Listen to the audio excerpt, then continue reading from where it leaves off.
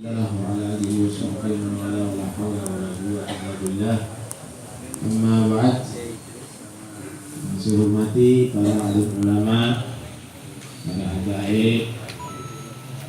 Saya hormati Bapak Wali Kota Haji Istiono, hadirin sekalian yang dirahmati Allah Subhanahu wa taala.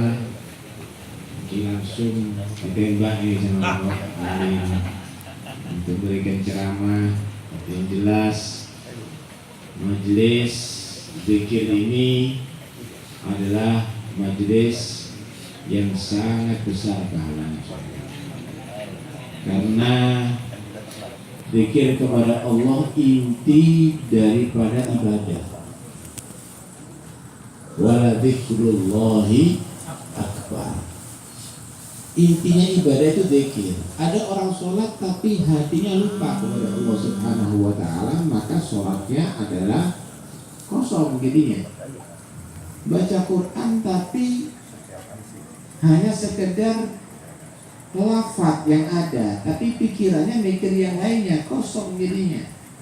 Inti daripada ibadah kepada Allah itu berzikir kepada Allah Subhanahu. Tapi jangan nanti akhirnya yang penting zikirnya aja, ilingnya saja, dari ibadah lah, tambah keliru itu. Dua-duanya harus. Dan itu Allah Subhanahu wa taala memerintahkan aqimis sholata lidzikri. Dirikan sholat untuk kamu berzikir kepada aku. Dua di sini perintahnya. Dirikan sholat berarti harus ada rukuknya, harus ada sujudnya, harus ada rakaatnya, harus menghadap kiblatnya, harus ada wudhunya, dan juga harus dzikir, bukan sholatnya orang yang lupa kepada Allah Subhanahu wa ta'ala. Hadirin sekalian rahmatullahi Allah Subhanahu wa ta'ala, di dalam Al-Quran Allah memerintahkan kita untuk selalu berzikir, bukan sedikit, banyak. Wadhkurullaha dzikran katsira, kata Allah. Kalau berzikir itu jangan zikir dikit, zikirnya banyak harus. Kenapa? Karena Allah belum pernah melupakan kita sedetik pun. Allah belum pernah melupakan kita sedetik pun. Kalau Allah SWT melupakan kita sedetik pun, Anda bisa bayangkan, dilupakan jantungnya kita nggak digerakkan. Nah, Anda bisa bayangkan kalau misalnya nafasnya kita tidak diizinkan 1 menit, dilupakan sama Allah kita, apa yang terjadi? Karena itu zikir sama Allah itu katsiron, yang banyak.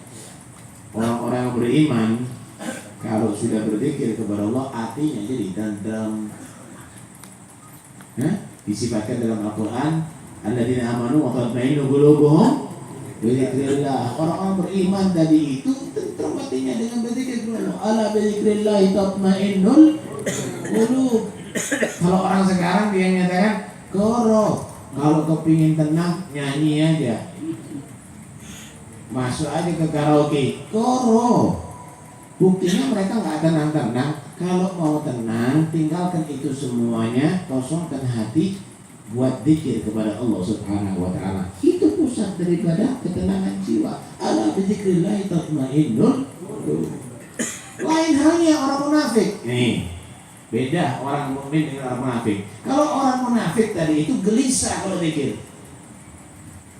Wa idza qamu ila sholati qamu yura'una an-nasa wa la yadhkuruna Allah illa qalila. Orang munafik itu kalau sholat beratnya setengah mati, koyok narik truk, duduk ditarik truk, koyok narik truk, beratnya setengah mati. Dan mereka kalaupun melakukan, cari perhatian orang, mereka Allah nggak sembahyang mungkin. Dan mereka tidak berzikir kecuali dalam hitungan yang sangat sedikit. Kenapa? Berat. Karena itu berzikir ini penting. Baca apa tadi? Tahlil, maulid, yasin. Wah, hebat. Cuma berzikir itu perlu keseriusan hati, hudurul qalb, khusyuk kalau bahasa sekarang. Ojo engko zikir diketulenan. Karena kadang-kadang ada orang zikir mauludan, kelompok tak mauludan sing ngono ngomong dewi.